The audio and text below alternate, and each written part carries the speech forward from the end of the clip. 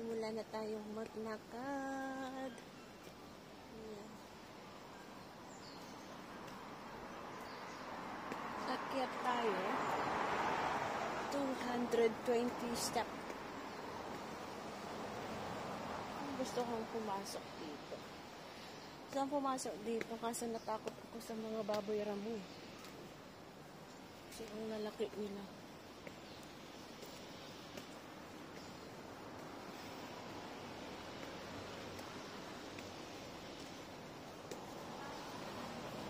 Wala akong pamunas. Pamunas sa pawis.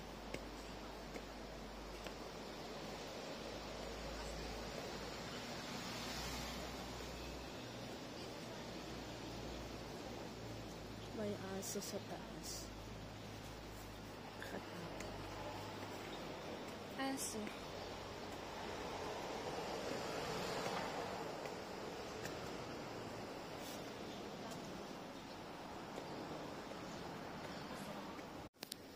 Doggy.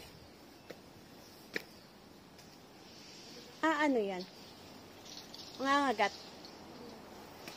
Mangangagat.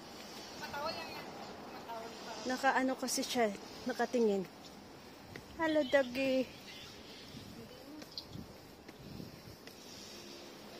Yan na nga. Yan na nga, sumunod na. Ayan, naglaki mo. Huwag mong hilain yung kasama mo.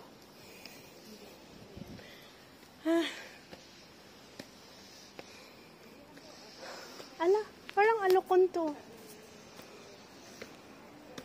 Ay, hindi. Kala ko alokon.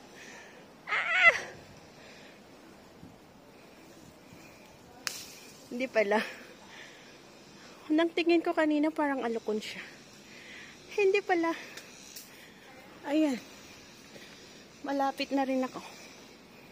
Doon galing. Sa baba.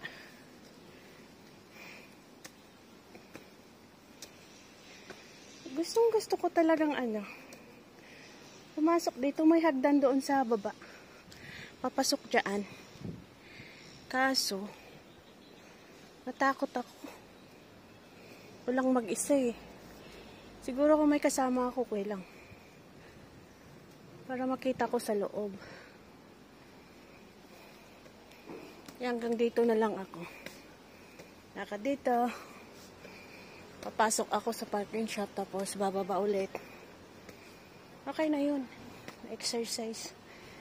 At least nakalakad ng konti. Grabe ang kabog ng aking dibdib. Super kabog. Pero hindi pa naman ako pagod na. As in, napagod pero ang bilis. Ang bilis ng pagkabog.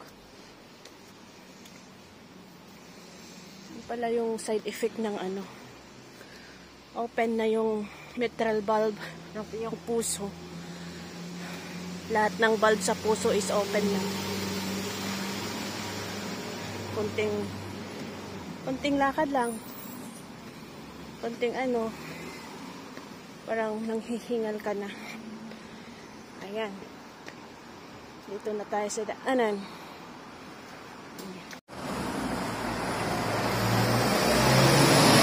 Lakad ulit.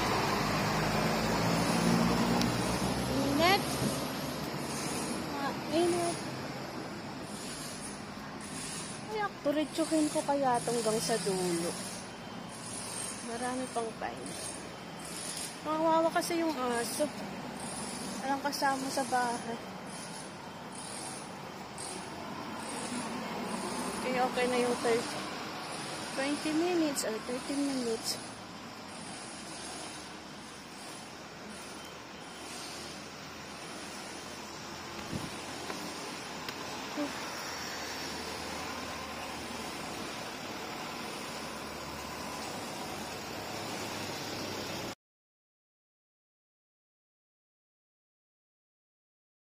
Doon papunta sa taas sa may bundok.